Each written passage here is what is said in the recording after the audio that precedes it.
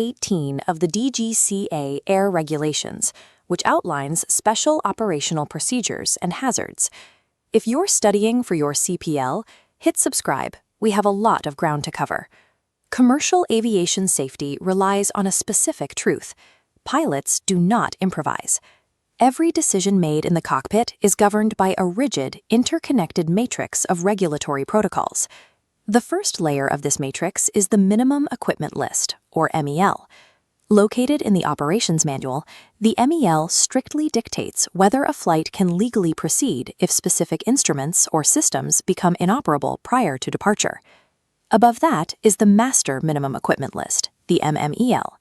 This document is drafted by the aircraft manufacturer and formally approved by the DGCA. It outlines the exact parameters under which specific in-flight failures are permissible. Finally, we have the Aeroplane Flight Manual, the AFM.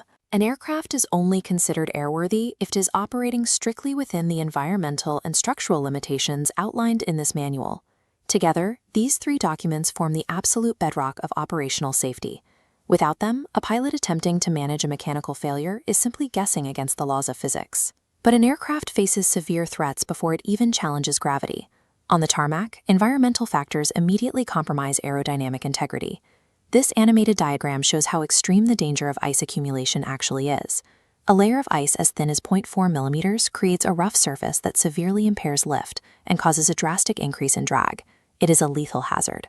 To combat this, crews utilize two distinct techniques. De-icing removes existing ice from the airframe, while anti-icing applies a fluid to prevent new ice from forming. Crucially, these ground-applied fluids shear off during takeoff.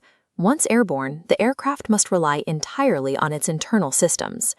Ice can form even when ambient temperatures seem safe.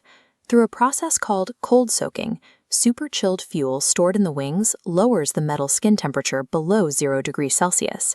Any moisture in the surrounding air instantly freezes on contact.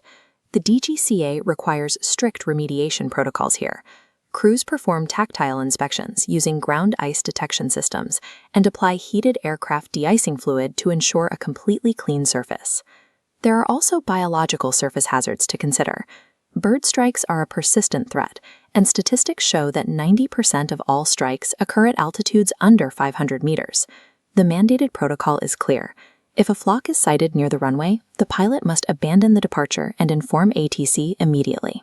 Aerodrome authorities then rely on mitigation tools like shell crackers to clear the airspace.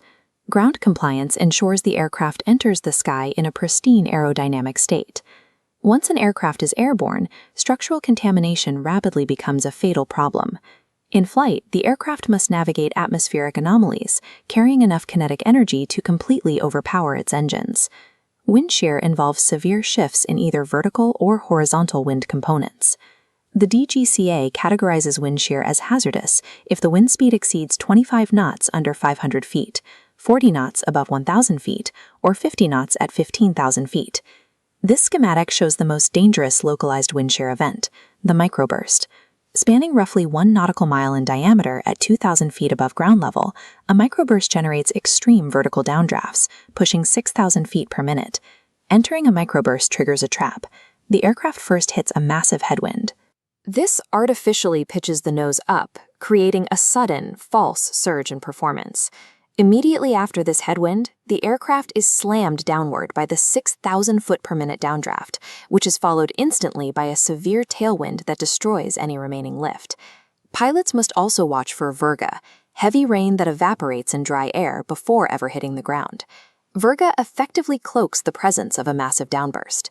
The DGCA escape protocol dictates avoiding a microburst entirely, but if trapped, the pilot must apply full power and pitch the nose to the absolute maximum angle of attack the aircraft can sustain.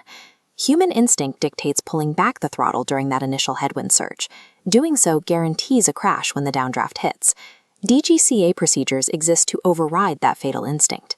Even without storms, airspace is filled with man-made atmospheric hazards, most notably wake turbulence. This rear-view schematic illustrates how lift creates violent vortices. High-pressure air from beneath the wing curls upward toward the low-pressure area above it, rotating clockwise on the left wing and anti-clockwise on the right. These vortices can extend backwards for 5 nautical miles.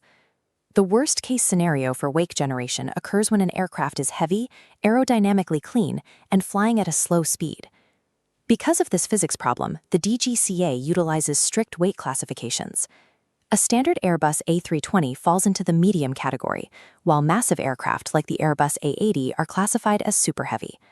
A super heavy aircraft operating at a high angle of attack leaves behind an immense, lingering rotational force in the air. To prevent trailing aircraft from being flipped by this wake, precise time separations are mandated. A medium aircraft trailing a super heavy requires a strict 3-minute separation. If a light aircraft is trailing that same super heavy, the wait extends to 4 minutes. Airspace is never truly empty. It retains the kinetic energy of the heavy traffic that just passed through it, requiring mathematical distancing to navigate safely. When external atmospheric threats are managed, the focus shifts inward to critical system failures. This grid maps out the DGCA's 4 fire classes. Combustion requires oxygen, heat, and fuel. Remove one, and the fire dies. Class A fires involve wood or paper and require water or glycol extinguishers. Class B fires consume flammable liquids and must be smothered by foam or halon. Class C fires involve electrical equipment. Class D fires involve flammable metals, and they require highly specific powder extinguishants. You must never, ever use halon on a Class D fire, as it triggers a severe, rapid chemical reaction. Halon itself is highly toxic and depletes the ozone layer, leading to a strict environmental phase-out mandated by late 2024. When crew members do discharge halon, they are strictly required to wear portable breathing equipment to survive the toxic environment. Another major internal threat is rapid decompression.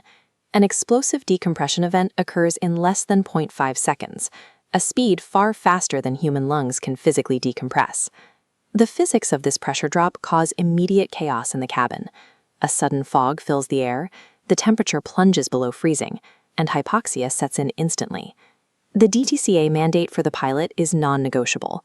First, don the oxygen mask immediately. Second, execute an emergency descent to bring the aircraft below 10,000 feet, where the ambient atmosphere can sustain human life.